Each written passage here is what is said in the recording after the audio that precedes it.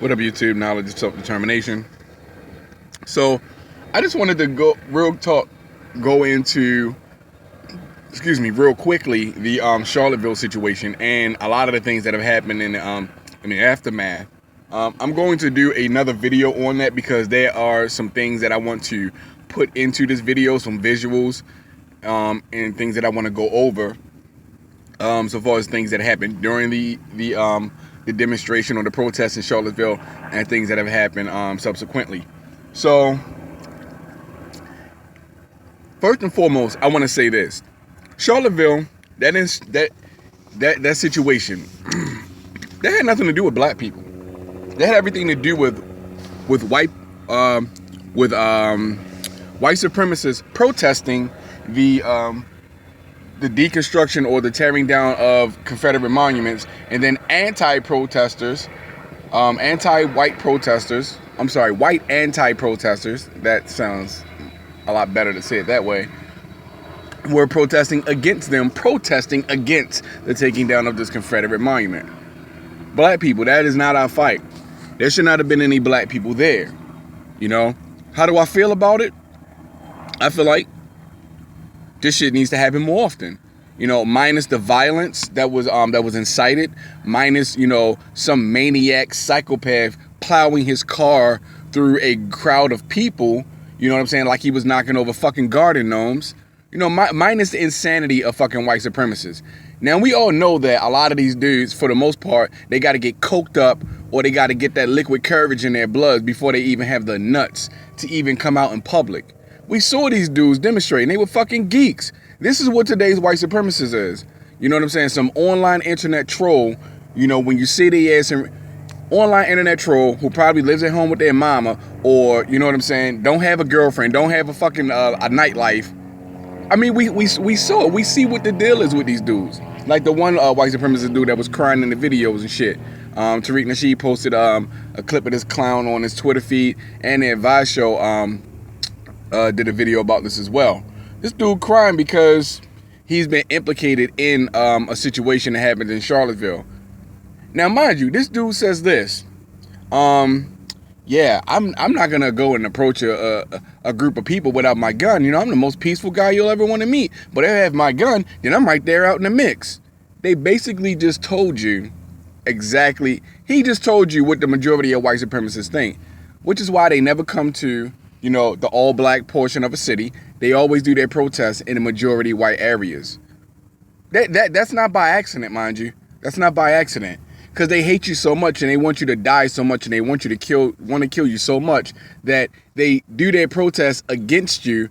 They protest for them doing all those things to us, away from us, so that we don't know about it. We catch wind of it on the fucking news, wearing masks and hoods and all that kind of shit, hiding their identity, you know, because most of these dudes are suckers, straight up and down. And the ones that aren't suckers, they're probably drunk, roided out, or on that coke real heavy.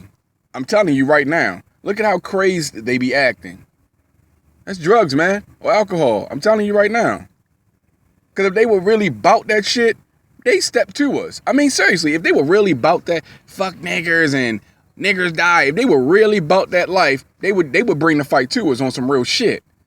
But they don't want to do that. They want to try and sucker us into a situation so that they can have the police and the military come down on us, because they're not going to do a fucking thing.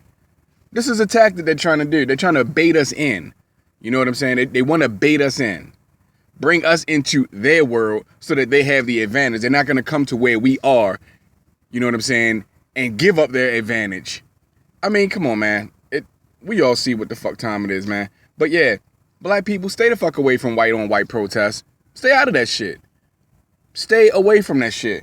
If white people are combating other white people about white supremacy and the idiocy of white supremacy, that's their fight. Let them fight that battle.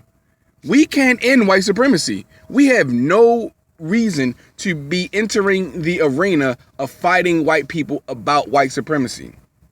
Only white people can fight against white supremacy. Only white people can talk to their people or engage them people in a way that we cannot. They see us coming, they call the cops. They see one of them coming, you know what I'm saying? They're more likely to open the fucking door. You understand what I'm saying? But here's the thing too. They're more likely to kill a non-white supremacist white person, a well-intentioned white person, you know, just as easily as they'll kill a non-white person. The ones who are, you know, dumb enough to try to commit murder.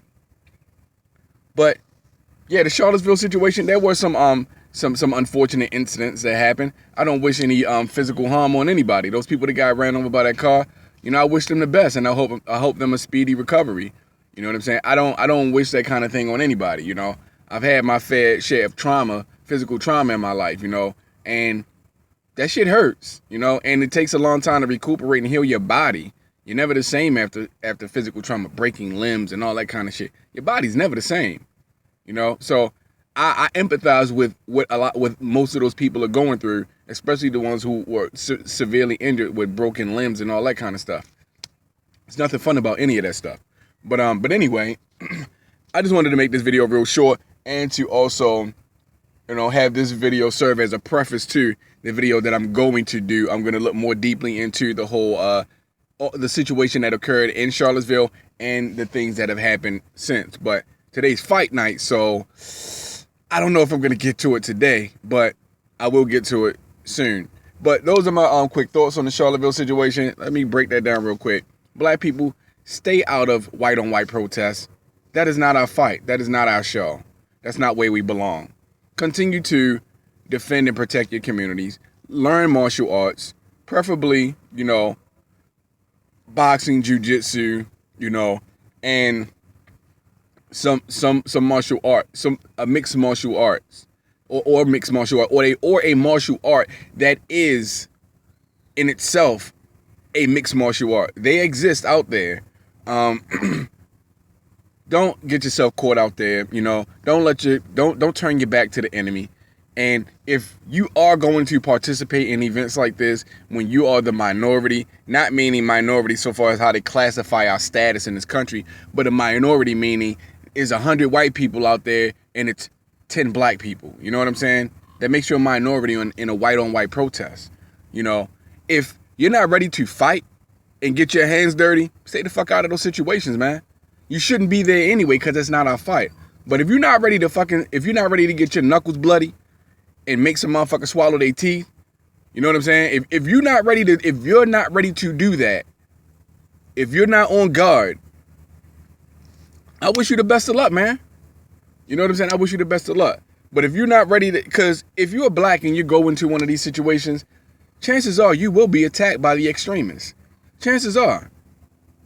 Because they see you by yourself, they see you in a small group, they will take the chance at beating the crap out of you, depending on how much of a threat they perceive you as being.